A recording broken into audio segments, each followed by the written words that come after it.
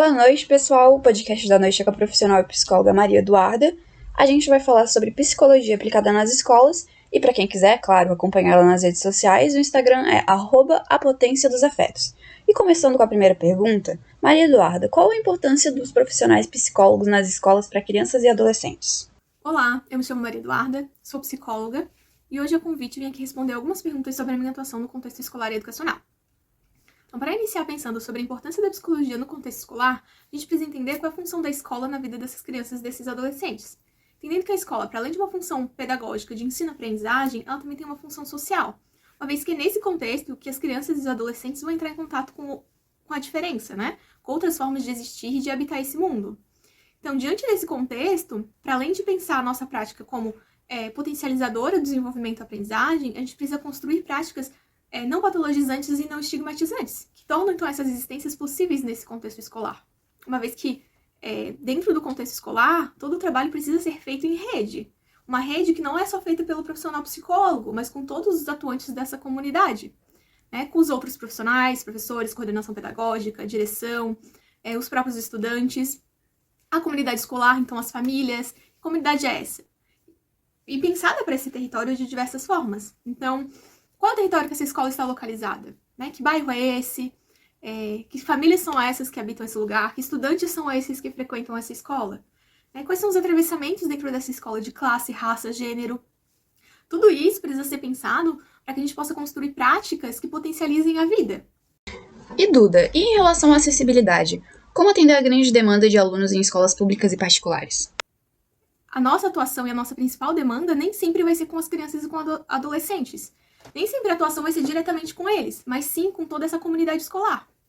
Então, muitas vezes a gente vai precisar pensar em orientações de pais, em algumas estratégias com a própria direção e com os próprios professores, construindo práticas para que a gente possa pensar sempre e realizar sempre nessa rede de cuidado. Então, isso eu acho que é um dos principais desafios enquanto profissional, Fazer com que a gente também, às vezes, saia desse lugar de saber e de poder que, às vezes, a gente ocupa e ocupe outros espaços dentro da escola. Uma vez que a psicologia ainda é vista dentro do contexto escolar como aquela função de bombeiro, sabe? Que vai para apagar o incêndio ou que vai para cuidar dos alunos problemas. E não é esse nosso papel na escola, A gente não faz clínica na escola, mas sim a gente constrói práticas em rede, em conjunto, práticas coletivas que vão sempre reverberar para toda a comunidade escolar, não focando em uma só criança ou em um só adolescente, Não utilizando disso como mais um estigma, Rotulando essas crianças e esses adolescentes e reforçando esse lugar de problema. Mas é uma outra forma de lidar com essas queixas e questões escolares, sempre num coletivo, entendendo que há vários atravessamentos, inclusive, dentro dessa queixa. E quais foram as maiores dificuldades que você encontrou para trabalhar com as crianças e adolescentes nas escolas? Como principal dificuldade, eu acho que na minha atuação eu posso trazer aqui, com as crianças e adolescentes, é com que eles se sintam abertos e dispostos, para estar conversando e para estar construindo as intervenções. Porque, de algum modo, a gente ainda vai nesse lugar como quem vai falar com psicólogo ou quem participa de alguma oficina feita por psicólogo. É sempre esse lugar de alguém que, então, é o aluno problema, ou tem algum problema, ou tem alguma dificuldade. Eu acho que romper com esse estigma que já existe da psicologia no contexto escolar é muito importante para que a gente possa, então, construir práticas outras, que fogem desse lugar.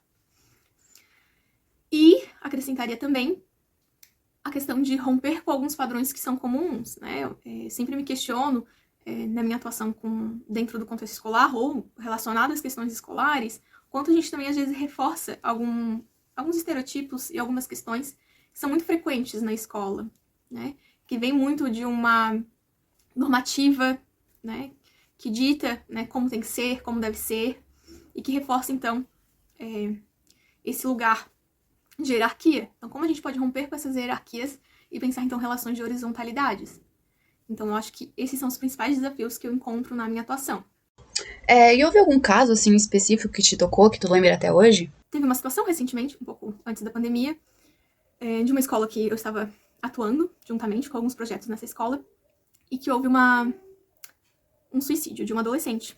E a escola, muito abalada, chamou para que a gente, então, pudesse estar acolhendo esses estudantes, uma escola privada, pequena, para estar acolhendo esses estudantes diante dessa situação que tornou, né, e foi grande gerador de sofrimento para essa instituição.